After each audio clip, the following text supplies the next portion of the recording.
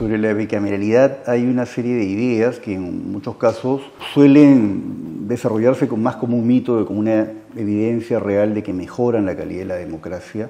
Porque mejorar la calidad del sistema democrático no solamente tiene que ver con el número de las cámaras, sino con la forma como se conforman las cámaras, por ejemplo, los sistemas electorales que se aplican. Tiene mucho que ver con la transparencia en los sistemas de partidos para procesar la oferta electoral, es decir, las candidaturas. Tiene mucho que ver también con la dinámica de la financiación política. El artículo 35 de la Constitución establece que los partidos políticos deben tener financiación transparente y formas democráticas de funcionamiento.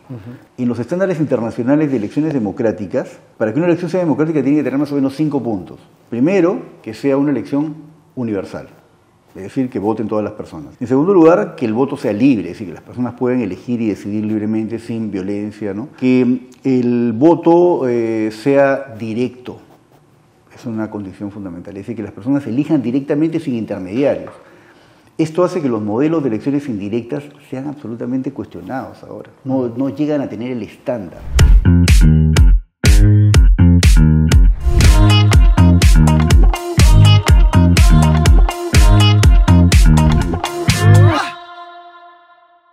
Hola, muchísimas gracias por estar ahí, por conectarte a Habla OMPE, este espacio de conversación donde tocamos temas sobre democracia, ciudadanía, elecciones, bicameralidad. El próximo año tenemos unas elecciones que representan un gran reto en el país porque vamos a escoger entre 2 cámaras de representantes, diputados y senadores. Para hablar de esos retos justamente contamos ahora con Jorge Jáuregui, quien es abogado y docente universitario que nos acompaña en esta edición de Habla OMPE. Jorge, bienvenido. Muchas gracias por la invitación, encantado, a tus órdenes. La bicameralidad, más de 80 países en el mundo tienen esta doble representación, en la región, como 10 más o menos, que justo la ciencia política explica que la bicameralidad nos da el tema de un espacio donde hay mayor revisión, ¿no?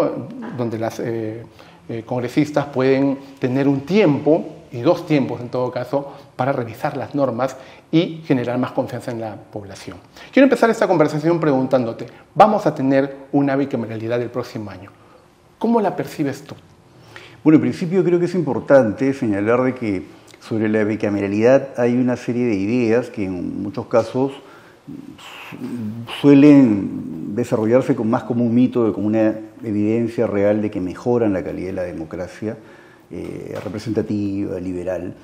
Porque mejorar la calidad del sistema democrático no solamente tiene que ver con el número de las cámaras, sino con la forma como se conforman las cámaras, por ejemplo, los sistemas electorales que se aplican. Tiene mucho que ver con la transparencia en los sistemas de partidos para procesar la oferta electoral, es decir, las candidaturas. Tiene mucho que ver también con la dinámica de la financiación política. Y entonces veremos que es un conjunto de elementos. Entonces pensar que un sistema político se va a convertir en más democrático, con una mejor democracia representativa, solamente porque migra a un sistema bicameral, es cuando menos una idea que puede ser objetada, que puede ser opinable, ¿no? Creo que es importante ir a la fuente, ¿no? Las ideas originales de lo que llamamos en el hemisferio americano democracia representativa, democracia liberal, se asocian a un concepto que propone un brillante jurista, la postrimería del siglo XVIII, ¿no? Que vivió hasta principios del siglo XIX, que es Alexander Hamilton, que tiene un texto interesante, es uno de los autores de un texto interesante que reúne una serie de artículos periodísticos que un poco explicaban el modelo constitucional estadounidense, que ha servido de referencia para quienes piensan en los sistemas bicamerales como mejores o más democráticos. Y la idea que tenía Hamilton es que la sociedad esté representada, y la idea del gobierno representativo, en un espacio público, un espectro de representación en un parlamento, que exprese, que represente la pluralidad de grupos o los diferentes grupos sociales que existían en la sociedad. Pensar en la sociedad no como una cosa monolítica, sino como una cosa más bien diversa. Y claro, esto le hacía pensar que si algún grupo podía capturar la Cámara, ¿no? Una Cámara de Representantes, y no nos olvidemos que estas personas eran británicas de origen, ¿no? Entonces veían en el Parlamento inglés el gran arquetipo, que es unicameral, digamos, ¿no? Entonces decían, una sola cámara puede hacer que sea capturada esta cámara y por lo tanto, oye, contrapesemos el poder intraparlamentario creando una segunda cámara. Pero esa es una perspectiva de finales del siglo XVIII. O sea, en el siglo XXI, y después de haber visto experiencias como las que hemos visto en América Latina, ¿no?, en las que las cámaras no siempre han cumplido una función democratizadora en el sentido de inclusión de grupos, sino a veces todo lo contrario, nos damos cuenta que hay más cosas que analizar. Y volviendo a la perspectiva teórica de Hamilton, que es un pensador interesante para hablar de estos temas, ¿no?, este jurista tenía una idea de que se lograba mejor representatividad, o sea, hacer un mejor funcionamiento del gobierno representativo con un conjunto de elementos. Por ejemplo, cómo en principio hacemos que los puestos de representación pasen por un poder ciudadano de controlar quiénes entran y quiénes no entran al Parlamento. En la traducción española la idea que tenía era esta, ¿no? ¿Cómo logramos que lleguen las mejores personas y cómo logramos que se mantengan así durante el periodo que son representantes? Es una pregunta de fondo. Para esto, decía, necesitamos que haya una exposición de la responsabilidad de las personas que postulan. Esto en la medida que postulen individualmente, o sea, en lo que llamamos en derecho electoral distritos uninominales, esto es mejor porque expone la responsabilidad. Si una persona postula o forma parte de una bancada y se eligen en grupo, entonces esto oculta la responsabilidad. O se diluye. Exacto, se diluye. Entonces esto precariza el control vertical que hay que decir. Una democracia es un sistema en el cual las personas, la ciudadanía, ciudadanos y las ciudadanas, como decimos hoy, de forma inclusiva, controlan a la gente que les representa. Entonces, sobre esta base, es importante entender que el sistema electoral juega un rol clave, cómo se eligen, ¿no? Exacto. En segundo lugar, el periodo de mandato, o sea, mientras más corto es el mandato, el control de los ciudadanos sobre los representantes es mayor, y esto puede incentivar, con mayor control ciudadano de los representantes, que los representantes les representen. Ya en el siglo XXI, Adán Przeworski, un teórico interesante, también dice, oye, lo que pasa es que parece que hay más incentivos, es un estudio interesante de los modelos de representación, hay incentivos mayores o más incentivos para que los parlamentarios desarrollen sus propias agendas a que representen a los ciudadanos y ciudadanas, porque hay gente que les pagó la campaña, hay intereses de partido. Entonces, hemos visto, ¿no? No solo aquí, es una realidad. Es una realidad global, ¿no? Entonces, sobre esta base, el periodo de mandato es clave, en tanto más se acorte, más poder de control y eso hará más democracia. Y estamos hablando de sistema electoral y periodo de mandato, cosas que son totalmente externas hacia el sistema bicameral unicameral. Y el tercer factor tiene que ver con lo que le preocupaba también bastante a Hamilton, es el carácter, digamos, no oligárquico, pero sí le preocupaba que los partidos eran de tendencias facciosas. Es decir, cada partido es una facción y por lo tanto es una representación de intereses particulares. Pero lo que buscamos en el gobierno representativo, que es de una clara orientación aristotélica, ¿no?, es que haya presencia del bien común, es decir, un sentido comunitario. Estos primeros pensadores eran bastante comunitaristas, ¿no? Eran unos republicanos, liberales, pero bastante comunitaristas. No tenían una idea exacerbada del individualismo, que ahora está, digamos, recuperado como una piedra importante, ¿no? Y que hay que volver a estas ideas, ¿no? Entonces, sobre esta base, creo que pensar que un sistema es más democrático, ergo más representativo por el solo hecho de ser bicameral, no es exacto. Sí vemos, además, la lógica de funcionamiento de los sistemas de partidos, ¿no? Hay que decir que cuando Hamilton, Madison y John Jay escriben estos textos, o los peruanos que han pensado sobre estos temas como Manuel Lorenzo Vidarre o José Faustino Sánchez Carrión pensaban en cómo se conforma la República, tenían más bien preocupación respecto al rol de los partidos, ¿no? Okay. O sea, decían, oye, el espíritu faccioso es la amenaza a la República o a las nuevas repúblicas. Que lamentablemente vemos también como un problema global, ¿no? Correcto, es un problema global. Bastante más en el mundo occidental que conocemos bien, ¿no? Entonces, sobre esta base es que yo diría que se ha hecho un mito respecto a que un sistema bicameral, y uno escucha opiniones de personas con muy buen criterio que dicen que sí, un sistema bicameral es per se mejor que un unicameral. Yo tengo dudas, yo creo que un sistema es más democrático en la medida en la que haya un mayor control vertical de la ciudadanía respecto a las personas que representan. Una mejor representatividad también, ¿no? Correcto, que es la idea básica del gobierno representativo, que representen, ¿no? Claro. Y estamos hablando de una pluralidad de intereses, o sea, intereses muy diversos. Vamos a centrarnos un poco en el tema de las dos cámaras. se habla bastante del tema de, en una de dos cámaras, la redundancia o la revisión, o sea que hay una segunda lectura, ¿no? Que las normas, las leyes puedan pasar una revisión más exhaustiva. Eso lo podríamos tener, lo tuvimos en realidad, ¿no? Hace 33 años que teníamos bicameralidad. ¿Cómo ves el escenario de cara a lo que viene en 2026 en este aspecto?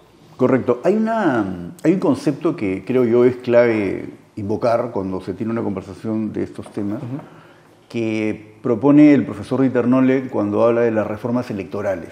Cuando hablamos de un sistema bicameral que reemplaza un sistema unicameral, no estamos hablando de una reforma electoral, sino estamos hablando más bien de un cambio de régimen, ¿no? De un régimen de un parlamento unicameral a un régimen bicameral.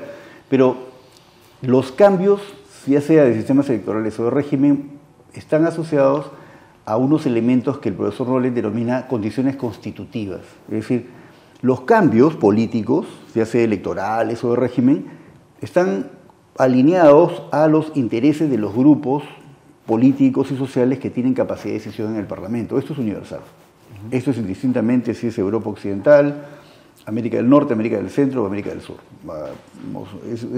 Los cambios políticos tienen que ver con correlaciones de fuerzas, ¿no? Eso es así. Esto es algo que funciona de esa manera. Entonces, creo que el sistema bicameral que hemos instalado en una situación, en una dinámica bastante compleja como la que tenemos hoy, en la cual se encuentran elementos que en la dinámica política que nos van lanzando alertas, por ejemplo, sobre equilibrio de poderes, sobre autonomía de los organismos públicos, sobre todo los organismos electorales, que es un tema fundamental, creo yo, en una democracia representativa, ¿no?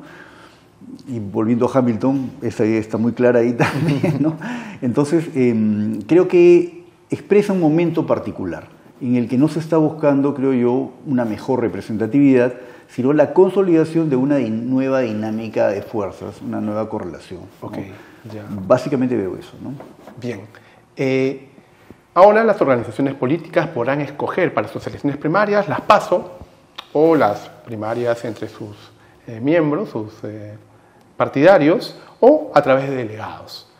Este tipo de primarias va a afectar de cierto modo la representatividad, y justo lo estabas comentando anteriormente. Sí. ¿De qué forma, cómo ves esto que afecta ahora el tema de la bicameralidad?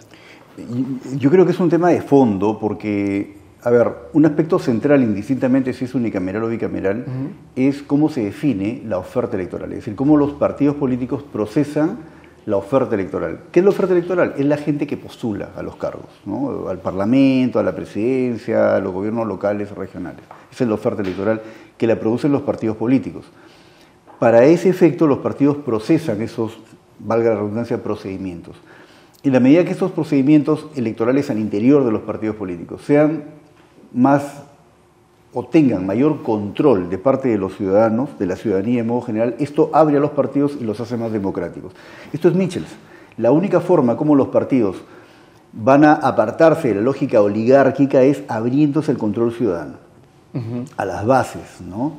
Indistintamente si es un partido de izquierda, de derecha, soberanista, globalista, ¿no? Indistintamente de cualquier enfoque, si hay la posibilidad de que las personas controlen. ¿Cómo los controlan? El financiamiento es una forma, pero también a través de la elección de autoridades partidistas y de candidaturas, o sea, oferta electoral. Si tenemos una legislación que permite que los partidos políticos opten por una forma de elección indirecta, esto deteriora sustantivamente la calidad de la oferta electoral, porque entonces la ciudadanía va a recibir una imposición de una oferta electoral que no ha logrado filtrar ni mínimamente. Si consideramos que los partidos, siendo organizaciones privadas, que como la ley de organizaciones políticas establece, son asociaciones civiles sujetas al derecho privado, pero que además tienen una función pública que es evidente, es decir, ser el vehículo a través del cual las personas alcanzan cargos de representación política, ¿no? Y además reciben financiación pública, es decir, un subsidio del Estado, ¿no? Si alcanzan escaños parlamentarios. Claro. Entonces, esto hace que debamos exigir que sus procedimientos sean transparentes. Esto es un mandato constitucional. El artículo 35 de la Constitución establece que los partidos políticos deben tener financiación transparente y formas democráticas de funcionamiento. Las formas democráticas significa bajo control de la ciudadanía. Por eso creo yo que el modelo original de las PASO era un acierto, uno de los mayores aciertos que hemos tenido en los últimos años en las reformas que se han dado a nivel de la legislación electoral en el país, y que estas variaciones que se han dado, que tenemos unas elecciones primarias ahora, las PASO existen, pero con unas variantes, ¿no?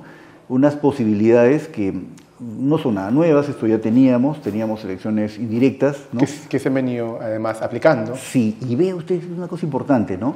En los estándares internacionales de elecciones democráticas, para que una elección sea democrática tiene que tener más o menos 5 puntos. Primero, que sea una elección universal, es decir, que voten todas las personas. En segundo lugar, razonablemente, ¿no? Que tenga la condición de ciudadanas, pero las personas, ¿no? Sin exclusiones como hubo antes con el voto censitario, ¿no? En segundo lugar, que el voto sea libre, es decir, que las personas puedan elegir y decidir libremente sin violencia, ¿no? Que el voto sea directo, es una condición fundamental, es decir, que las personas elijan directamente sin intermediarios. Esto hace que los modelos de elecciones indirectas sean absolutamente cuestionados ahora. No llegan a tener el estándar, ¿no? De elección democrática. Y así vemos como en el caso de la elección primaria, al restablecerse la posibilidad de una elección indirecta, esto hace que el partido político se desvincule del mandato constitucional que tiene en el artículo 35, es decir, ser el mecanismo a través del cual el ciudadano puede ejercer una de las dimensiones del sufragio. El ciudadano puede ejercer el sufragio directamente cuando va y vota y elige a su candidato. Exacto, pero lo puede hacer indirectamente cuando decide postular a un cargo. Entonces postula a una elección primaria en un partido y es elegido. Pero si es un grupo pequeño del partido el que decide la oferta electoral a través del mecanismo de votación indirecta, que algunos autores en el Perú dicen, oye, esto más se acerca a la idea de unos dueños de los partidos que de una dirigencia partidista, ¿no? Y yo creo que tiene sentido esa crítica, ¿no? Aceptada esa crítica. Entonces creo que esto nos pone en una situación en la cual la oferta electoral no necesariamente será la más representativa y la más de mejor calidad, ¿no? Desde el punto de vista democrático. Lo que debemos buscar es mejorar la representatividad, ¿verdad? Eso es básico. Es básico. Jorge, correcto. Te agradezco bastante por esta conversación, creo que ha sido bastante clara para nuestros amigos que nos ven siempre. Y con ustedes, muchísimas gracias por estar ahí, por compartir. Sigan dejando sus preguntas, sigan compartiendo y nos vemos en el próximo episodio de Habla OMPE.